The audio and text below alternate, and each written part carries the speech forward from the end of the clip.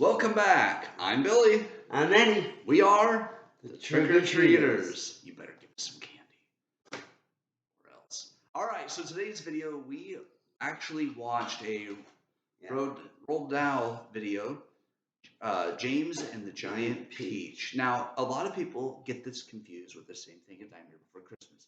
Tim Burton is the producer. The actual director for this film is Henry Selick, same guy that directed A Nightmare Before Christmas. So this would have been, as far as I know, the second movie that Tim Burton worked under Selick with. Yes. And this movie is only like 79 minutes long. It's a shorter film. Yep, 79 minutes. And he got this, and we bought it the same day for only $5 on Blu-ray, and it comes with so many bonus features, guys. There's even a game. It wasn't the greatest game.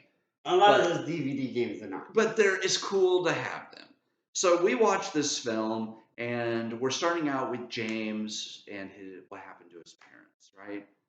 So then it fast forward to him living with his two aunts, and they are absolutely horrendous people. For those of you Harry Potter fans, my hatred of them was close to Dolores Umbridge.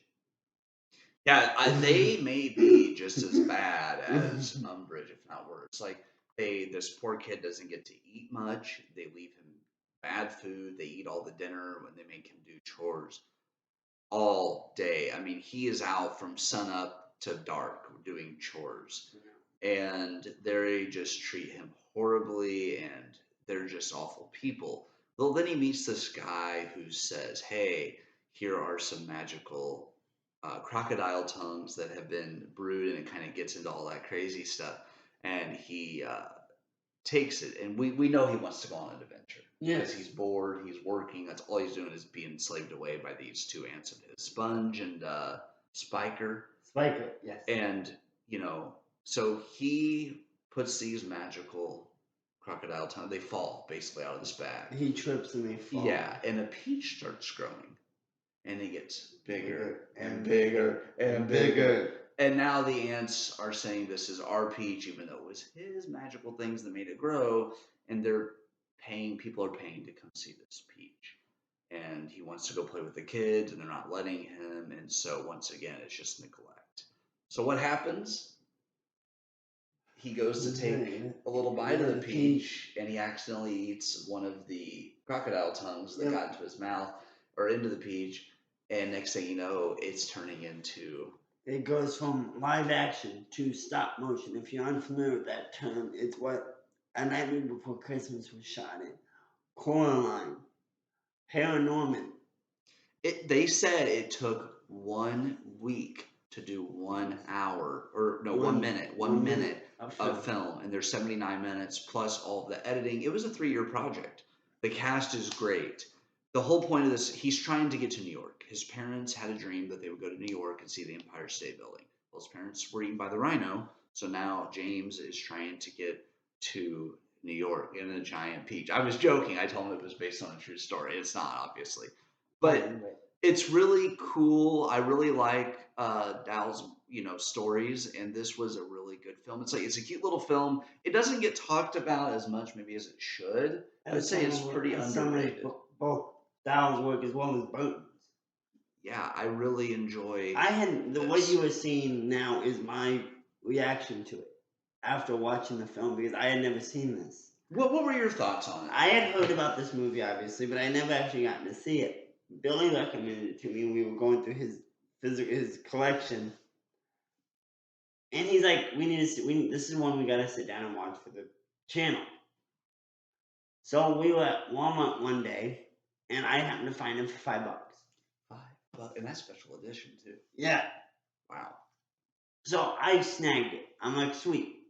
So did I. I had the DVD. Had watched the DVD once. I'm gonna give that copy to a friend. Anytime I upgrade, I just give it to a friend. But now we both have the same Blu-ray, and I put it in with my Burton stuff. Even though it's technically Selick, those two go hand in hand. Burton-wise, yes, I understand. Yeah. But I grew up with the likes of Burton's Charlie and the Chocolate Factory, as well as the original Willy Wonka and the Chocolate Factory. So I was familiar with Roald Dahl's work, The Witches, and I really enjoyed this. This was a great little movie. It's doesn't require much thinking. It's one of those you can either have on in the background, or you can just sit, and it's mind-numbing enjoyment. It was one of those films as a kid. I remember watching it multiple times because I just loved the film. It's different. The art going from live action, it wouldn't have been, and they discussed this in the bonus features we watched. Yes. It wouldn't have been as effective or as good, I think, if the whole film would have been live action. It would have been okay. Or all stop motion. Or all stop motion. By letting when the magic, like he said, when the magic happens, that's when they go to stop motion. And awesome. And then they mix it there at the end, which is great. They go back, yeah. But the whole thing is he's overcoming. He's going after his dreams. He's overcoming these two evil ants. It's a very fun film. Now, who would enjoy this? Who should buy this, or who should watch this, in your opinion? I mean, anyone that enjoys the works of either Tim Burton, because he is a producer, even though he didn't do it, or Roald Dahl as an author. Or Selleck, if you like any of those. If you love Nightmare Before Christmas, you maybe not like this one as much. I'm a Halloween guy, so I do like Christmas a bit more. I do like Nightmare Before Christmas a bit more, but this was a good film. And being familiar with the filmmakers behind it and even the original author, I enjoyed it. It's a good kid. I consider it a great film for kids to watch. Yeah, there's very minor swearing at one point. I think there was one word they say where I'm like, okay, yeah, but that was it. It's very, what is it, PG? Yes, PG. So there is one word they use that questionable, but nothing there's no F-bombs or anything, no fiddlesticks or fiddle dee or fajita. But it's a very good film, very cute film.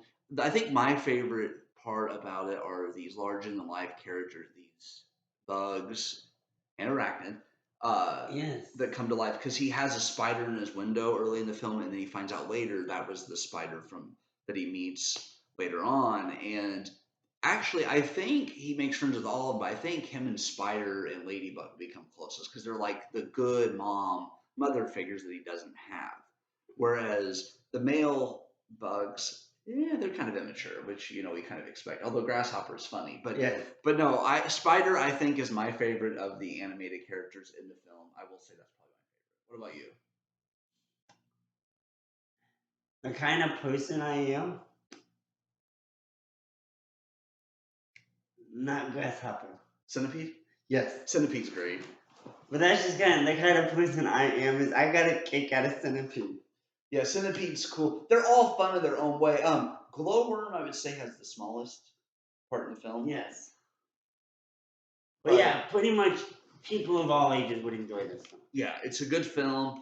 Like I said, the jump from your live action to the stop motion back to live action, and it's just a fun film of a kid who's an orphan who is overcoming all of these obstacles, and they go on this great adventure on this giant peach, and it's just to see that giant peach on the screen, you're like, whoa, that thing is massive. I wonder how much that would weigh, because at one point they have to lift it with a crane. I mean, that has to be heavy. It's the largest crane in New York. Yeah, and also when they do the jump back, you were saying probably the 20s maybe or 30s for the time period that when they jumped into the city.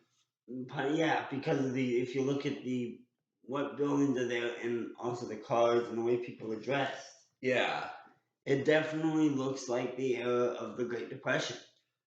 And I will say the best thing about this film too, it knows what it is. It doesn't overstay its welcome. They didn't make it. If it was a 2.5-hour film, it probably wouldn't be. There are plenty of movies that overstay welcome. I mean, I'm trying to think of some examples of films that are way too long. Okay, good. All right, I'm going to use one, and I love this version, but it's not everyone's cup of tea.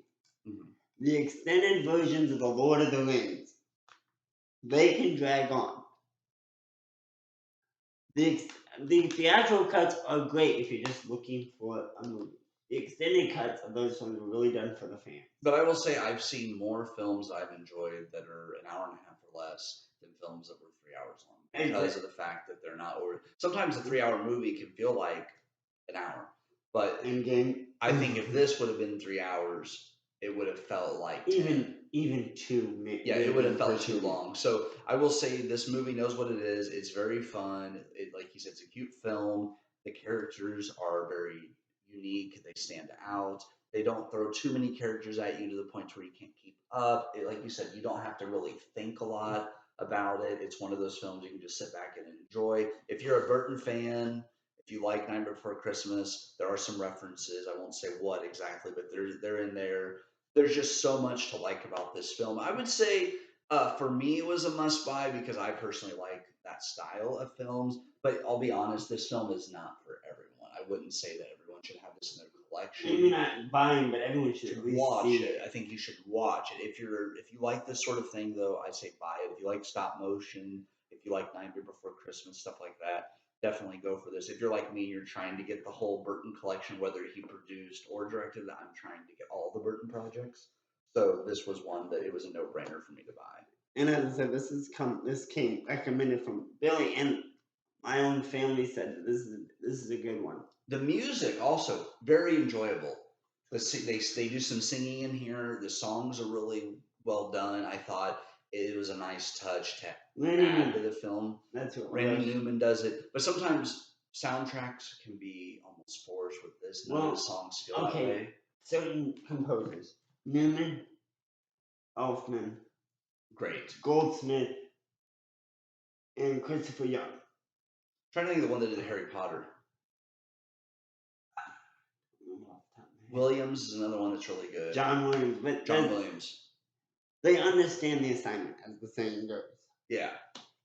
So it definitely adds to the film. It doesn't. It's not some movies you watch and they're singing and it feels like, oh, why are they singing? It's forced. No, this all fits in with the story. It all ties. I wouldn't necessarily call this a musical, but it's it's not a musical. It's a movie with singing. It happens to have music that adds to the film.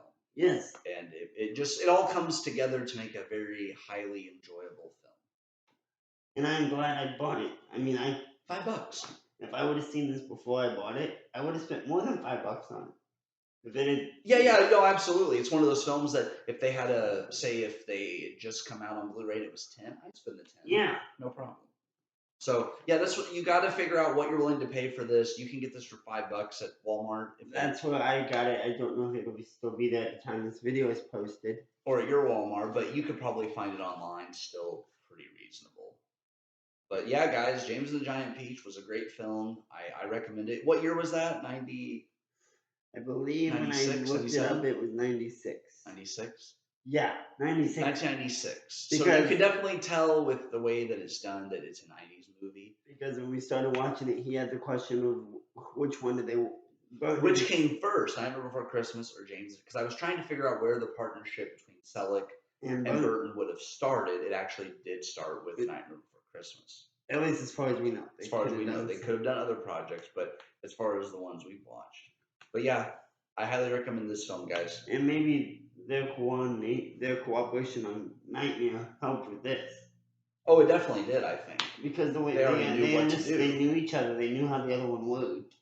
I mean, I'm not sure how long Nightmare Before Christmas took to make. I could probably look it up. This took 3 years. But knowing this was a 3-year project, and then you look at the scope of Nightmare Before Christmas. If I were to guess, which is one we're gonna have to review sometime. I'm gonna get the 4K one. They did say it's a Halloween movie. It does not consider a Christmas movie. Halloween Christmas time next year. We're gonna have to review that one. I'm gonna guess though. I want to buy the book of Barnes Noble they have, but I'm gonna guess that one took probably 5 years to make. If I were just taking a guess. Looking at the scope of it, yeah, which means they understood how the other one worked. But they had a working relationship, and this movie probably benefited from it. But 3 years, that seems like a long time.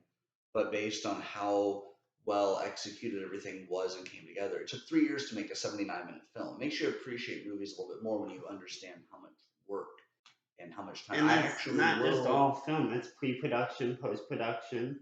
I won't name drop right now, but I know some people who have worked on The Black Swan, who did the special effects for that film. I've talked to people that have worked on Noah's Ark, different films that they did the special effects on. So I kind of want to pick their brain and maybe even get them on the channel about what that would have taken to do stop motion, because they were saying it took a week for 1 minute. So that's a lot. And I imagine they say a week. That may have been just a rough estimate.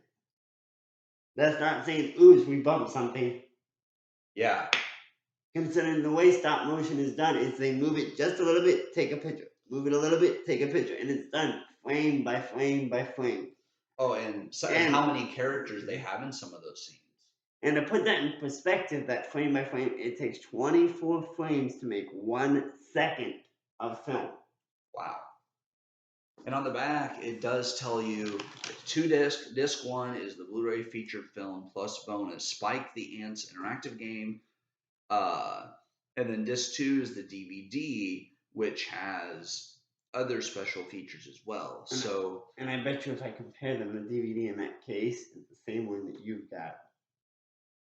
Yes. But yeah, this is a fun film, guys. So I would say check it out. If you don't want to buy it, you can always maybe rent it, or I wonder if it's on. It might be on Disney Plus. I was about to say I know we're physical media, but if you're just wanting to check it out, and you have Disney Plus, go ahead, check it out. If it's one you enjoy, go buy it then. Buy it. Cheap, $5, and it might be more if you have to buy it online or used, but it's not going to be more than 10.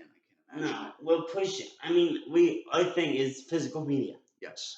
But we will be recommending streaming a movie if you've already got the streaming service. I wouldn't say go and sign up for the service just to watch one or two movies. No. But streaming has its place. I'm all about physical media, but there are exclusives. Especially since video stores back. Video stores are going out of business.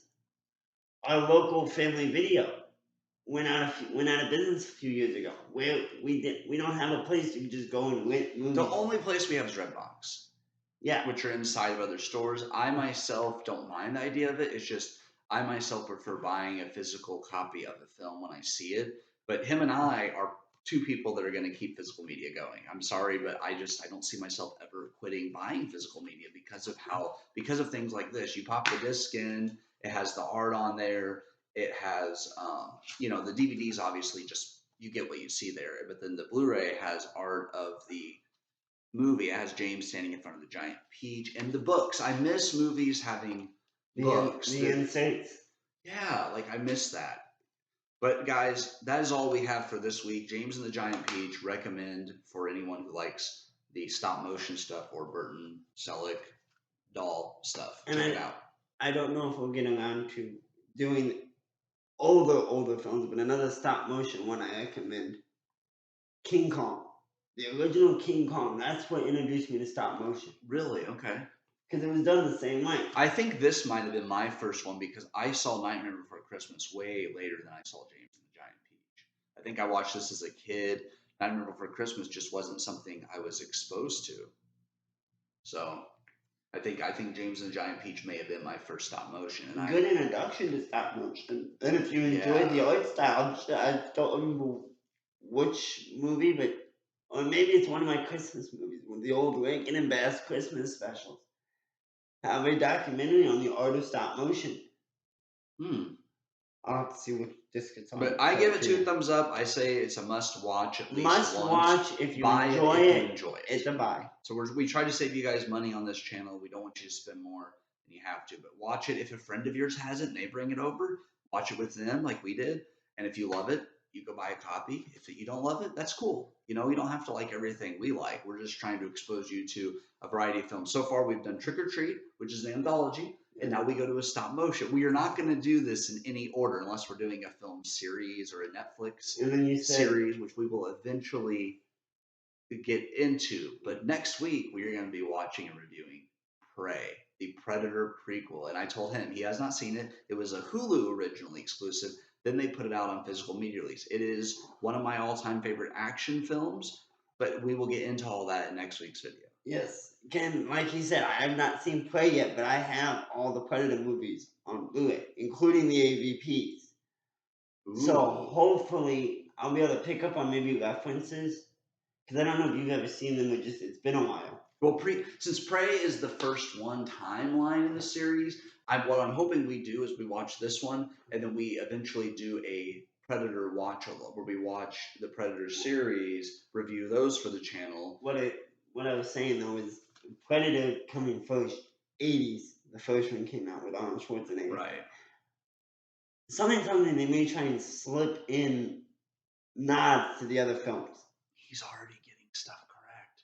Yes, I won't tell you what, but there is a reference to the second film Oh, in the movie, but it's later in the film, and you have to be paying attention. I didn't get it because I have not watched all of the Predator films, but I was told by my friend who is a really hardcore Predator fan that he pointed out as soon as they showed it on screen. We watched it before one of my best friend's wedding night. We watched Prey on Hulu. He's like, let's watch it. A lot of people drink. Nope, we sat down and watched a movie. He was like, hey, dude, have you seen Prey?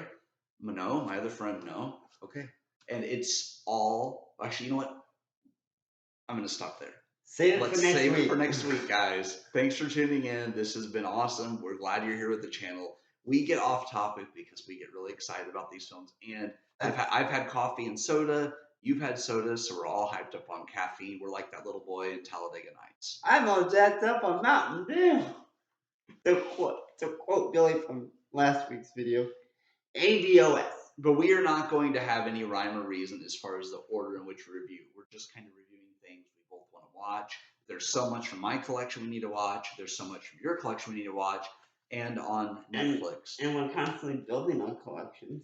I mean, yeah, I kind of want to get caught up on things. I've been trying to only buy stuff that I've already seen lately. That way, I'm not adding anything that I still need to watch. With me, it's more of a okay. I plan to watch this with somebody, but something came up. I gotta wait for them to get a copy of it. So mine is more about what do they already have? That way, we've got something else lined up. I like us getting together and watching it in person because if you have a film I don't have, I want to watch it first before if I decide I want to buy it. I think the one film I bought my friend showed me The Watch with Vince Vaughn, Ben Stiller, Jonah Hill. It's a comedy. I was about to say, sounds like a comedy. It's a comedy where they start a neighborhood watch. But my point to this is, I watched it with him first at his place, then bought a movie. So our friends, we show each other films and then decide if we like. For example, he showed me Trick or Treat. Next time I go into V-Stock, I'm going to see if they have a copy that I like and buy it. Okay. One question. But yes, next week is Prey. Hopefully, obviously, I'm going to have to watch it at least twice, once to actually enjoy it for the film it is, and then try and catch all the other references to the overall. I know of at least one reference, but there are things, I guess, that happen to the overall. When I watch the bonus features and interviews, there's some stuff that happens off screen that you think something more happened there that we're not seeing, and that's true. So there were things that got cut that were like... Are there deleted scenes on the disc? I don't know. I've only watched the 4K version. The only bonus, I watched a guy on YouTube, The Real Rejects, a channel I follow, guys. They review films, and they got to interview the main two stars, the brother and sister, and the director and one of the producers of the film. And they said there were things that happened off screen, and they also spent... Actually, you know what? We need to save it because we're talking about James and the Giant Peach in this video. We need to know when to end the video. We're going to end it here. Sorry. Attention deficit. Ooh, squirrel. ADOS is kicking in again. So see you guys next week for Prey. We're signing out, though. You're either going to get a trick or a treat next week. We will see.